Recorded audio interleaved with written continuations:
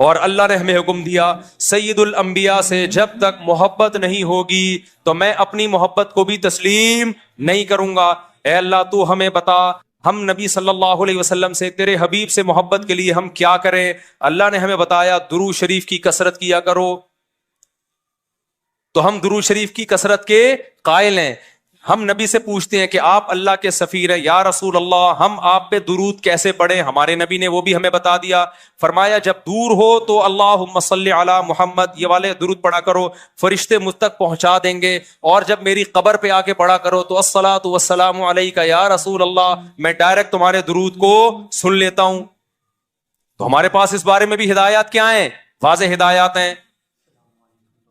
اور درود پڑھنے سے عقیدہ توحید مضبوط ہوتا ہے. کیوں؟ درود اصل میں دعا ہے اللہ سے. کس کے لیے؟ پیغمبر کے لیے.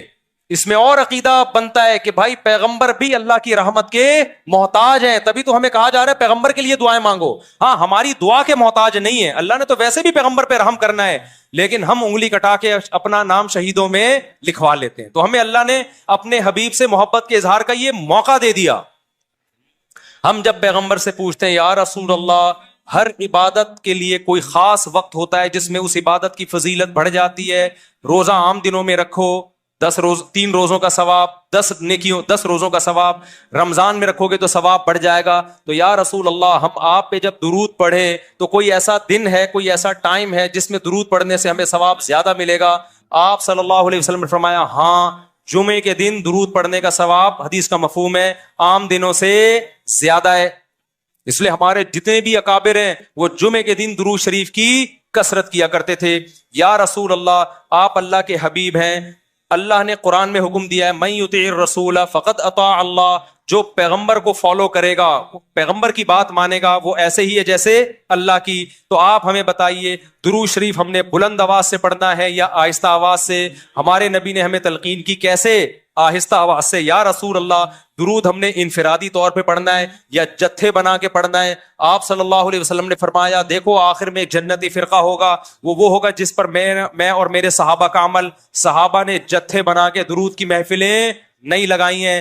جس صحابی کو جہاں موقع ملا انہوں نے کثرت سے پیغمبر پر درود پڑھا. ہم نے اپنے اکابر کو دیکھا ہے, اپنے علماء کو دیکھا ہے, آج بھی بزرگان دین کو دیکھا ہے, کوئی مسجد کے اس کونے میں بیٹھ کے تسبیح ہاتھ میں لے کے درود شریف پڑھ رہا ہوگا, کوئی مسجد کے اس کونے میں بیٹھ کے. میرے شیخ اور اپنے علماء مشائخ کو میں نے دیکھا ہے جب مسجد نبی میں جاتے ہیں 2 گھنٹے, 1 گھنٹے, 2.5 3 گھنٹے, عصر سے مغرب تک کا پورا ٹائم پیغمبر صلی اللہ علیہ وسلم کے روضہ رسول کے نبی کے روضے کے قریب سارا ٹائم درود شریف میں گزار دیتے ہیں.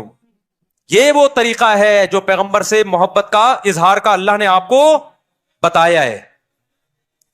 اے اللہ ہم اور کس طرح سے آپ سے محبت کا اظہار کر سکتے ہیں؟ اللہ نے فرمایا کہ جو پیغمبر سے محبت کرنا چاہتا ہے اسے پیغمبر کے اخلاق اور عادات اپنی زندگی میں لانے پڑیں گے. ہمارے پیغمبر صلی اللہ علیہ وسلم جب رات کو تہجد کے لیے اٹھتے تھے تو اس کا خیال کیا کرتے تھے کسی کی آنکھ نہ کھلے. جب رات کے وقت آپ گھر میں تشریف لاتے اتنا آہستہ آواز سے سلام کرتے کہ جو جاگ رہا ہے وہ جواب دے دے, جو سو رہا ہے اس کی آنکھ نہ کھلے. لیکن ہم پیغمبر سے محبت کا اظہار کیسے کرتے ہیں؟ موبائلوں کے سگنل کیا ہو گئے؟ بند. یہ محبت کا اظہار کا کیا ہے؟ اتنے بڑے بڑے جلوس, ناچ گانے اور جو میوزک, موسیقی اور تھرکنا اور پھڑکنا اور روڈ بلاک کر دینا, سیکیورٹی کے مسائل کا کھڑا ہو جانا گورنمنٹ کے لیے, اور کس قدر لوگوں کو تکلیف اور اذیت پہنچنا. تو یہ پیغمبر صلی اللہ علیہ وسلم کی سیرت بولو نہیں ہے. یا رسول اللہ